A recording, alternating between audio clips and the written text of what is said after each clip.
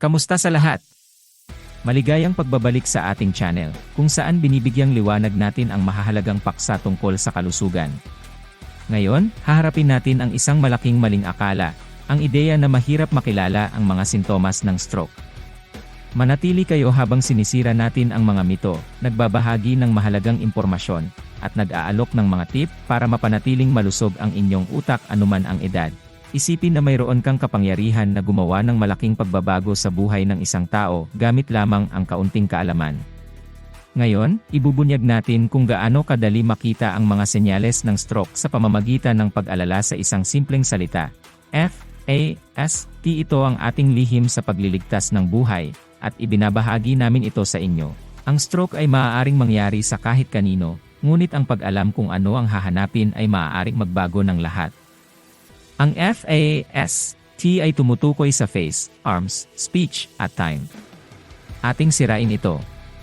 Ang F ay para sa face. Kung ang isang bahagi ng mukha ay nakalaylay o manhid, ito'y isang babala. Ang A ay para sa arms. Kung ang isang tao ay hindi makataas ng parehong braso ng pantay, tandaan ito. Ang S ay para sa speech. Ang kahirapan sa pagsasalita o kakaibang tunog ay isang mahalagang senyales. Ang T ay para sa time. Kung mapapansin mo ang alinman sa mga senyales na ito, kahit pa nawala na, oras na para humingi ng tulong agad. Ngunit may higit pa. Ang ilan ay gumagamit din ng B, E, F, A, S, T. Idinagdag ang B para sa balance, tulad ng pagkakaroon ng problema sa pagtayo ng tuwid, at E para sa AS, tulad ng biglaang hindi magandang paningin. Ang mga senyales na ito ay tumutulong sa atin na mahuli pa ang maraming pagkakataon na makatulong.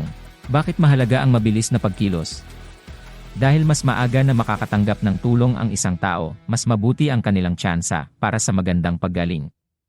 Ang ilang mga paggamot ay maaaring gumawa ng kababalaghan, ngunit tanging kung sila ay maibibigay agad matapos magsimula ang stroke. Kaya't napakahalaga ng iyong mabilis na pagkilos.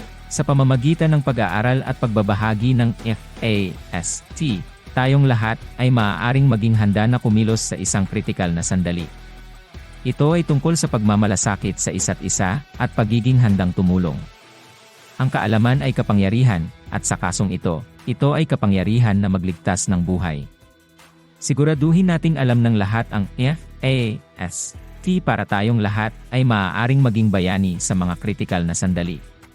Tandaan, bawat segundo ay mahalaga, at ang pagiging handa na BEFAST ay maaaring gumawa ng malaking pagkakaiba sa mundo.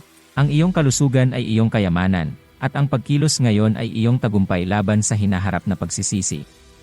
Salamat sa panonood, at huwag kalimutang mag-like, mag-share, at mag-subscribe para sa higit pang mga tips sa kalusugan at katotohanan. Kita-kits sa susunod na video.